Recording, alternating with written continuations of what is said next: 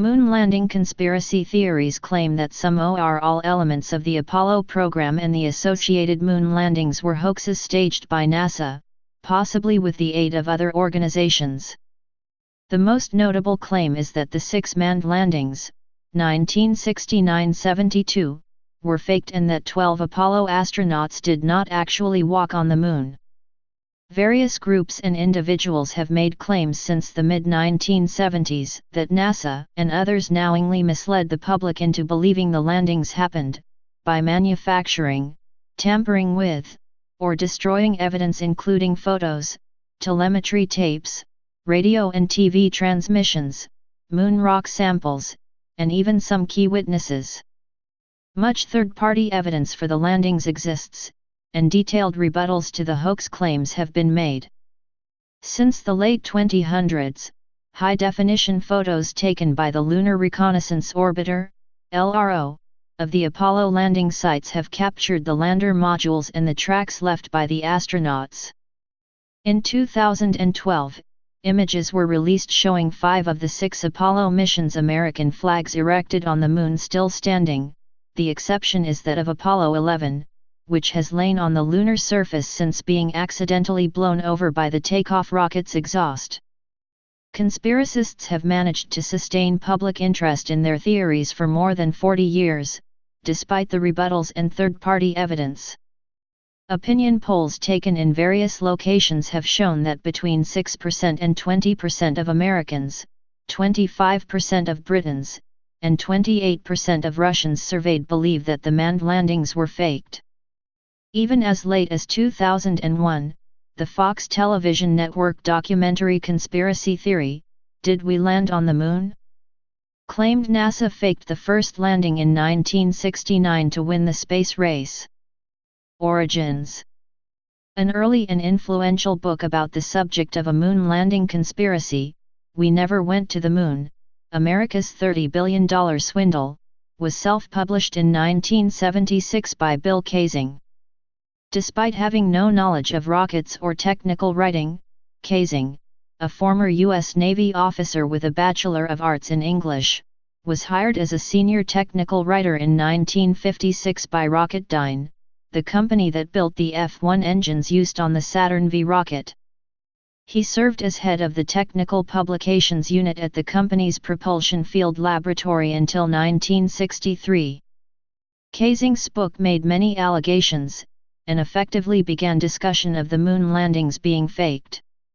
The book claims that the chance of a successful manned landing on the moon was calculated to be 0.0017%, and that despite close monitoring by the USSR, it would have been easier for NASA to fake the moon landings than to really go there. In 1980, the Flat Earth Society accused NASA of faking the landings, arguing that they were staged by Hollywood with Walt Disney sponsorship, based on a script by Arthur C. Clarke and directed by Stanley Kubrick.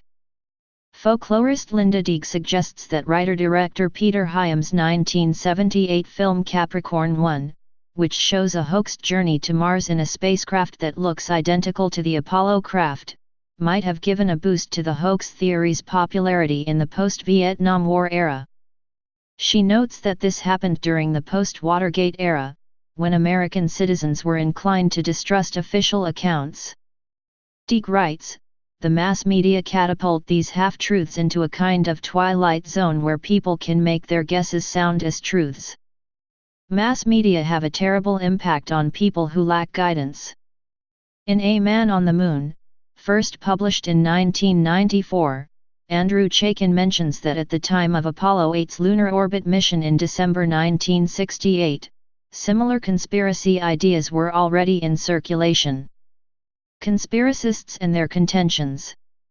After Kaysing, moon landing conspiracists include, in alphabetical order, Marcus Allen, British publisher of Nexus, who said photographs of the lander would not prove that the United States put men on the moon, and getting to the moon really isn't much of a problem. The Russians did that in 1959.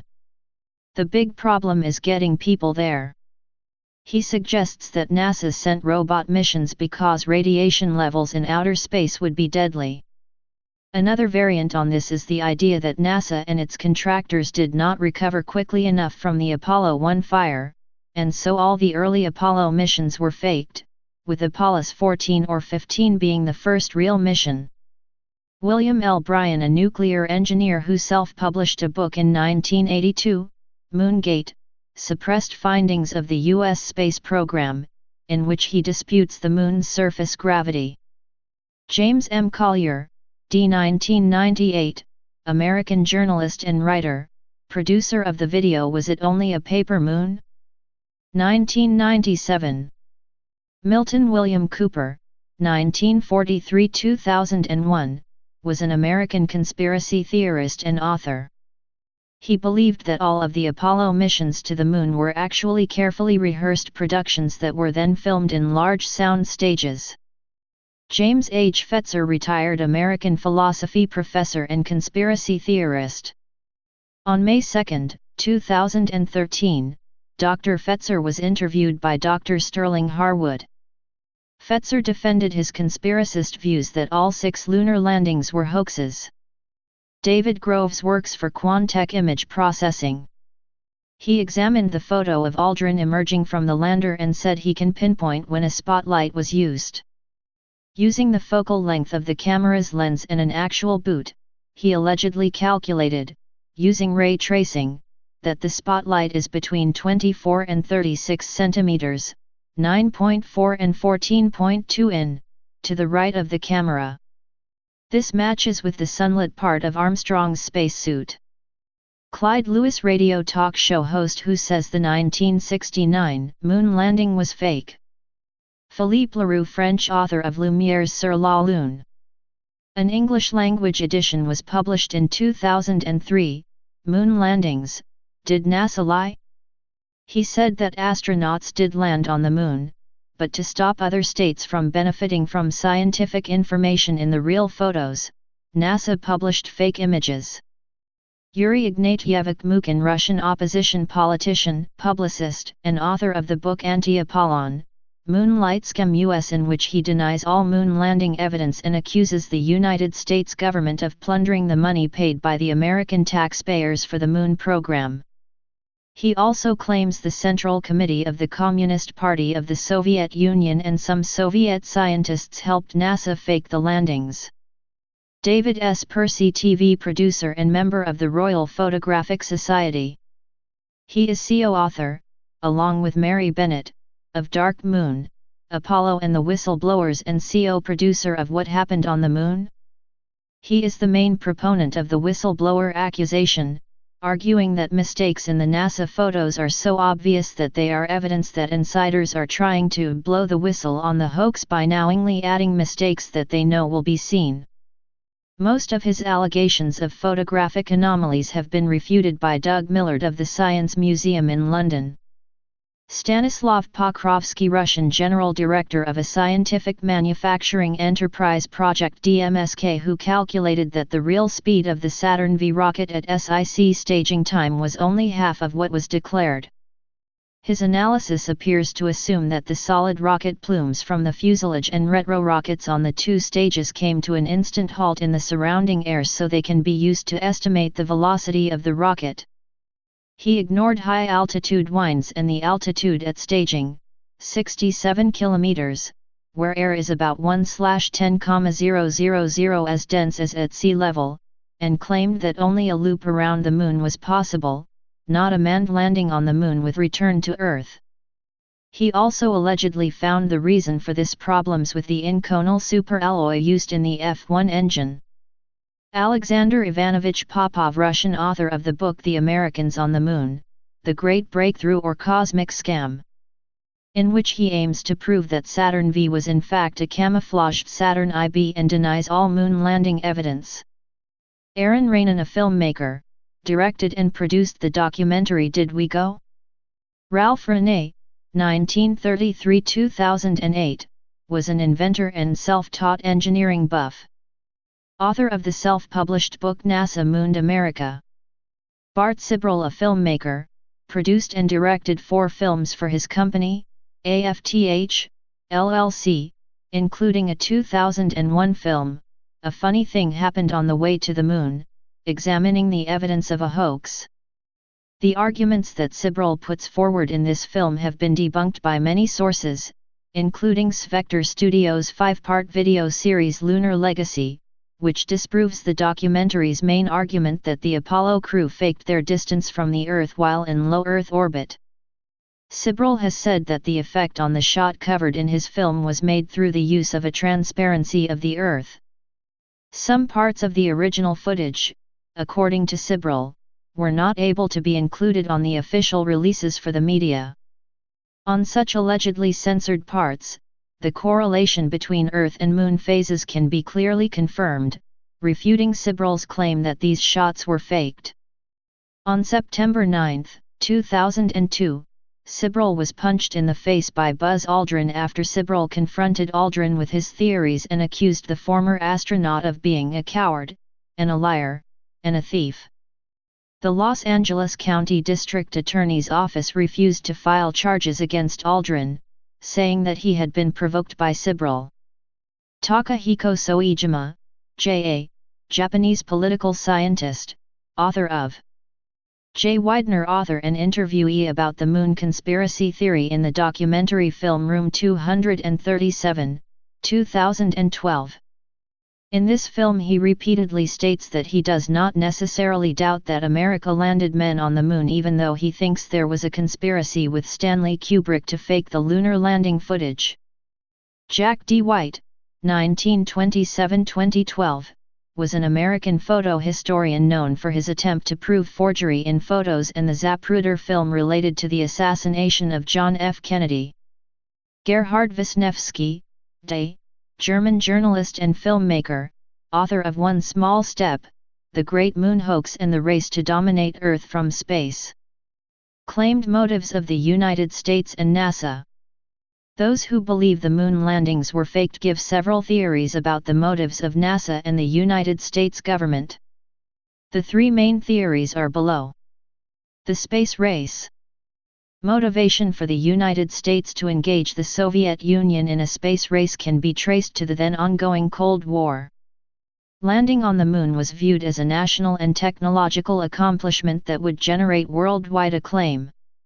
But going to the moon would be risky and expensive, as exemplified by President John F. Kennedy famously stating in a 1962 speech that the United States chose to go because it was hard. Hoax theory debunker Philip Plait says in his book Bad Astronomy, that the Soviets, with their own competing moon program, an extensive intelligence network and a formidable scientific community able to analyze NASA data, would have cried foul if the United States tried to fake a moon landing, especially since their own program had failed. Proving a hoax would have been a huge propaganda win for the Soviets. Conspiracist Bart Sibrel responded, the Soviets did not have the capability to track deep spacecraft until late in 1972, immediately after which, the last 3 Apollo missions were abruptly cancelled. In fact, the Soviets had been sending unmanned spacecraft to the moon since 1959, and during 1962, deep space tracking facilities were introduced at IP-15 in Ushariysk and IP-16 in Evpatoria, Crimean Peninsula, while Saturn communication stations were added to IP-3, 4, and 14, the latter having a 100 million km range. The Soviet Union tracked the Apollo missions at the Space Transmissions Corps, which was fully equipped with the latest intelligence gathering and surveillance equipment. Vasily Mishin, in an interview for the article The Moon Program That Faltered, describes how the Soviet moon program dwindled after the Apollo landings. Also, there was nothing abrupt about the Apollo cancellations, which were announced in January and September 1970 for cost-cutting reasons. See Vietnam War below. NASA funding and prestige. It is claimed that NASA faked the landings to avoid humiliation and to ensure that it continued to get funding. NASA raised about $30 billion to go to the moon, and Kaysing claimed in his book that this could have been used to pay off many people. Since most conspiracists believe that sending men to the moon was impossible at the time, they argue that landings had to be faked to fulfill Kennedy's 1961 goal, before this decade is out, of landing a man on the moon and returning him safely to the Earth. In fact, NASA accounted for the cost of Apollo to the U.S. Congress in 1973, totaling $25.4 billion. Mary Bennett and David Percy have claimed in Dark Moon, Apollo and the Whistleblowers, that, with all the known and unknown hazards, NASA would not risk broadcasting an astronaut getting sick or dying on live television. The counter-argument generally given is that NASA in fact did incur a great deal of public humiliation and potential political opposition to the program by losing an entire crew in the Apollo 1 fire during a ground test, leading to its upper management team being questioned by Senate and House of Representatives Space Oversight Committees.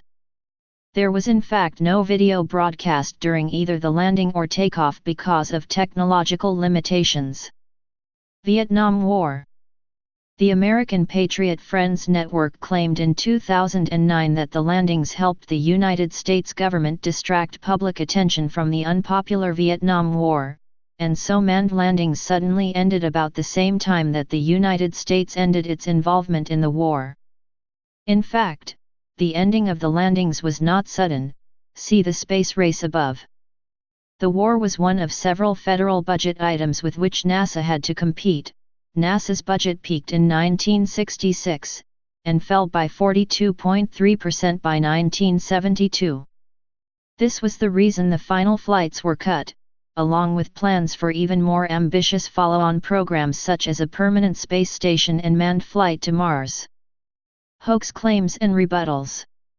Many moon landing conspiracy theories have been put forward, claiming either that the landings did not happen and that NASA employees have lied, or that the landings did happen but not in the way that has been told. Conspiracists have focused on perceived gaps or inconsistencies in the historical record of the missions. The foremost idea is that the whole manned landing program was a hoax from start to end.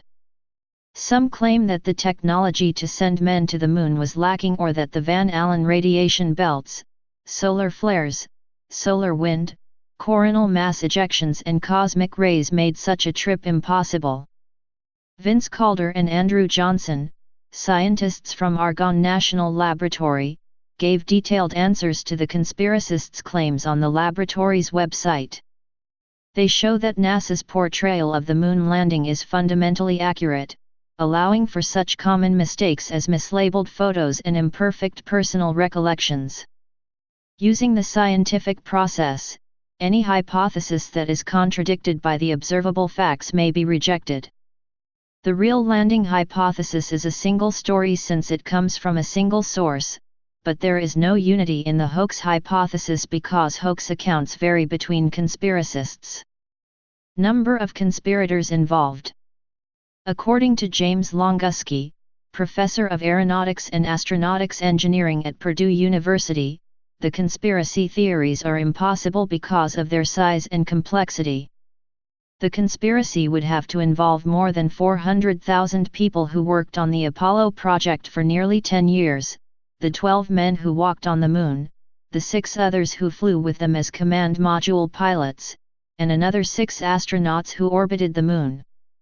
Hundreds of thousands of people including astronauts, scientists, engineers, technicians, and skilled laborers would have had to keep the secret.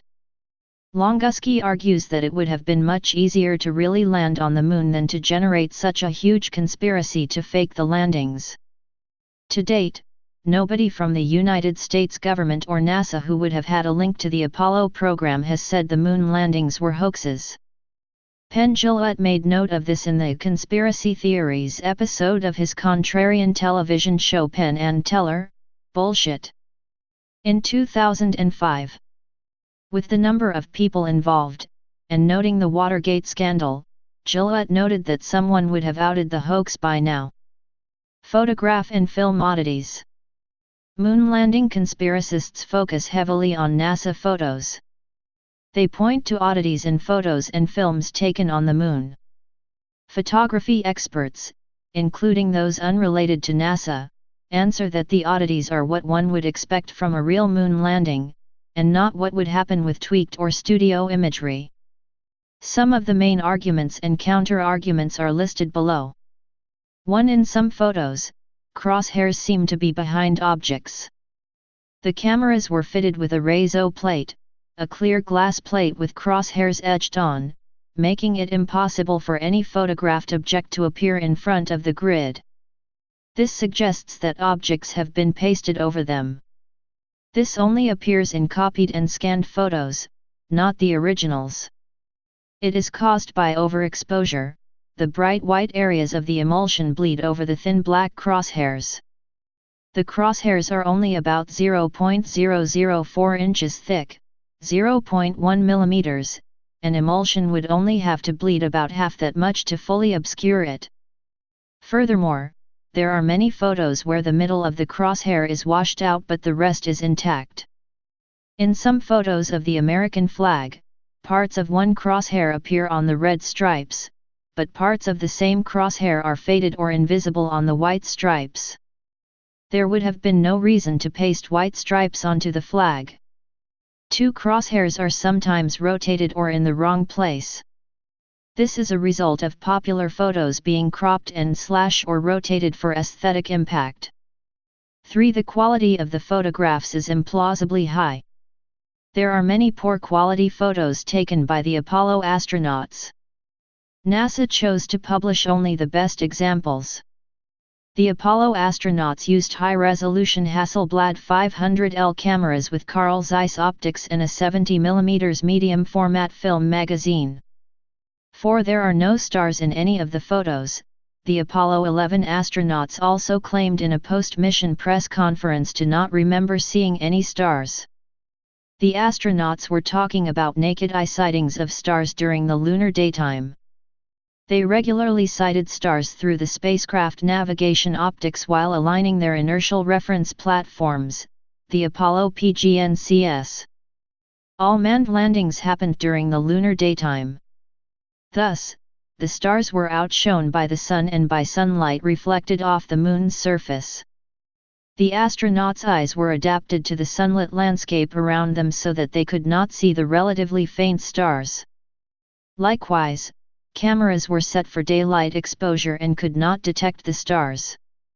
Camera settings can turn a well-lit background to black when the foreground object is brightly lit, forcing the camera to increase shutter speed so that the foreground light does not wash out the image.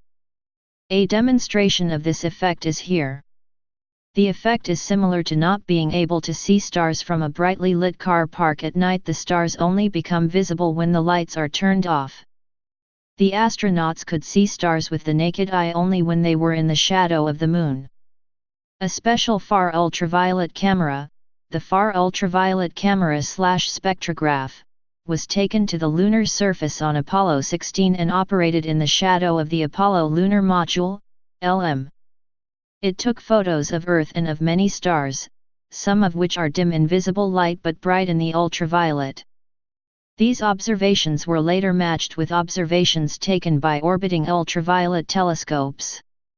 Furthermore, the positions of those stars with respect to Earth are correct for the time and location of the Apollo 16 photos. Photos of the solar corona that included the planet Mercury and some background stars were taken from lunar orbit by Apollo 15 command module pilot Al Worden. Photos of the planet Venus, which is much brighter than any of the stars, were taken from the Moon's surface by astronaut Alan Shepard during the Apollo 14 mission. 5. The angle and color of shadows are inconsistent. This suggests that artificial lights were used. Shadows on the Moon are complicated by reflected light, uneven ground, wide-angle lens distortion, and lunar dust. There are several light sources: the Sun, sunlight reflected from the Earth, sunlight reflected from the Moon's surface, and sunlight reflected from the astronauts and the lunar module. Light from these sources is scattered by lunar dust in many directions, including into shadows.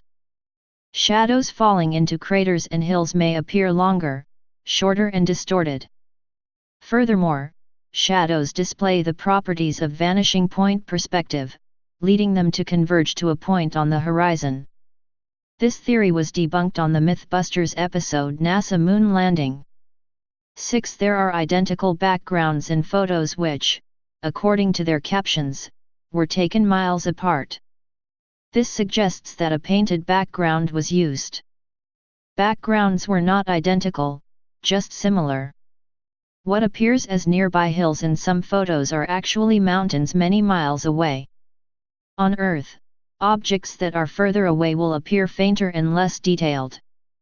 On the Moon, there is no atmosphere or haze to obscure faraway objects, thus they appear clearer and nearer. Furthermore, there are very few objects, such as trees, to help judge distance. One case is debunked in Who Mourns for Apollo, by Mike Barra. 7. The number of photos taken is implausibly high. Up to 1 photo per 50 seconds. Simplified gear with fixed settings allowed 2 photos a second. Many were taken immediately after each other as stereo pairs or panorama sequences. The calculation, 1 per 50 seconds, was based on a lone astronaut on the surface, and does not take into account that there were 2 astronauts sharing the workload during an extravehicular activity, EVA.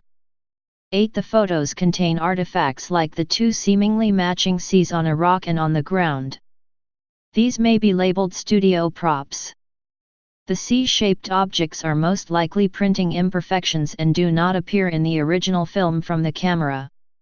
It has been suggested that the C is a coiled hair.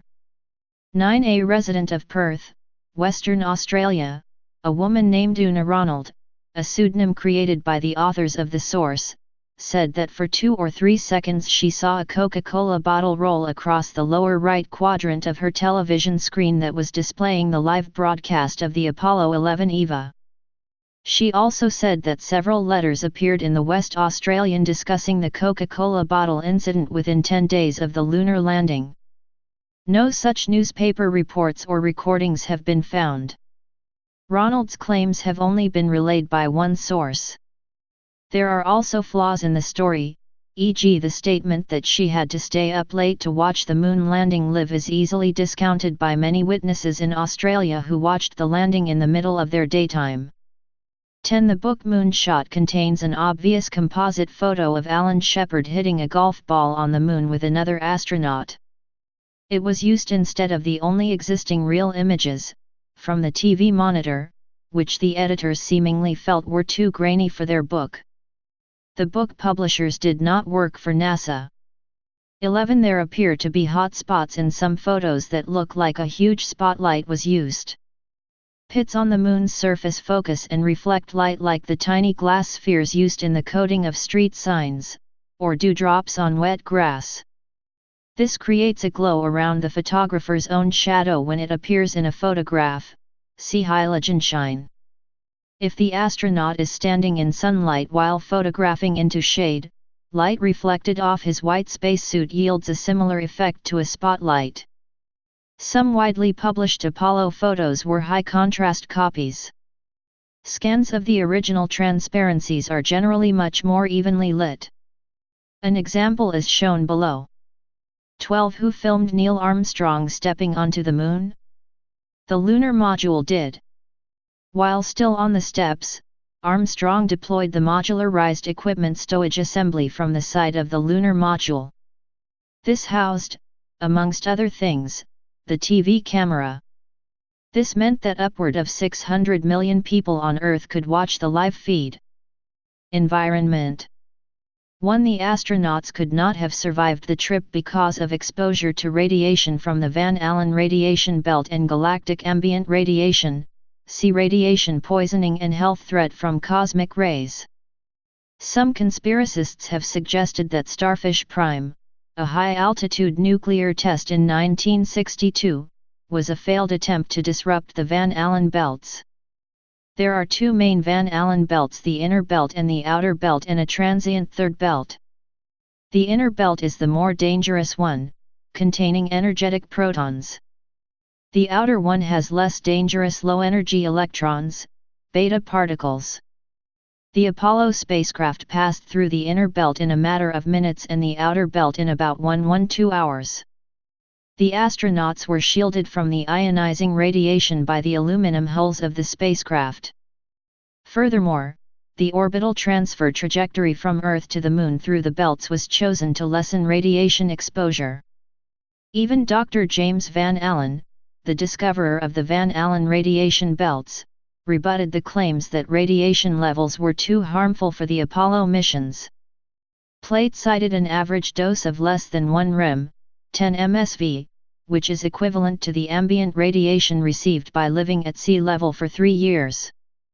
The total radiation received on the trip was about the same as allowed for workers in the nuclear energy field for a year and not much more than what Space Shuttle astronauts received. To film in the cameras would have been fogged by this radiation. The film was kept in metal containers that stopped radiation from fogging the film's emulsion. Furthermore, film carried by unmanned lunar probes such as the Lunar Orbiter and Luna 3, which used onboard film development processes, was not fogged. 3. The Moon's surface during the daytime is so hot that camera film would have melted. There is no atmosphere to efficiently bind lunar surface heat to devices, such as cameras, that are not in direct contact with it. In a vacuum, only radiation remains as a heat transfer mechanism. The physics of radiative heat transfer are thoroughly understood, and the proper use of passive optical coatings and paints was enough to control the temperature of the film within the cameras. Lunar module temperatures were controlled with similar coatings that gave them a gold color. Also, while the Moon's surface does get very hot at lunar noon, every Apollo landing was made shortly after lunar sunrise at the landing site. The Moon's day is about 29½ Earth days long, meaning that one Moon day, dawn to dusk, lasts nearly 15 Earth days. During the longer stays, the astronauts did notice increased cooling loads on their spacesuits as the sun and surface temperature continued to rise, but the effect was easily countered by the passive and active cooling systems. The film was not in direct sunlight, so it was not overheated. 4. The Apollo 16 crew could not have survived a big solar flare firing out when they were on their way to the Moon. No large solar flare occurred during the flight of Apollo 16. There were large solar flares in August 1972, after Apollo 16 returned to Earth and before the flight of Apollo 17. 5. The flag placed on the surface by the astronauts fluttered despite there being no wind on the Moon. This suggests that it was filmed on Earth and a breeze caused the flag to flutter. Sibrel said that it may have been caused by indoor fans used to cool the astronauts since their spacesuit cooling systems would have been too heavy on Earth. The flag was fastened to a shaped rod, see lunar flag assembly, so that it did not hang down. The flag only seemed to flutter when the astronauts were moving it into position. Without air drag, these movements caused the free corner of the flag to swing like a pendulum for some time. The flag was rippled because it had been folded during storage. The ripples could be mistaken for movement in a still photo. Videos show that when the astronauts let go of the flagpole it vibrates briefly but then remains still. This theory was debunked on the Mythbusters episode NASA Moon Landing. 6. Footprints in the moon dust are unexpectedly well preserved, despite the lack of moisture. The moon dust has not been weathered like Earth sand and has sharp edges. This allows the moon dust particles to stick together and hold their shape in the vacuum. The astronauts likened it to talcum powder or wet sand. This theory was debunked on the Mythbusters episode NASA Moon Landing. 7. The alleged moon landings used either a sound stage or were filmed outside in a remote desert with the astronauts either using harnesses or slow-motion photography to make it look like they were on the moon. While the HBO miniseries From the Earth to the Moon, and a scene from the movie Oppo.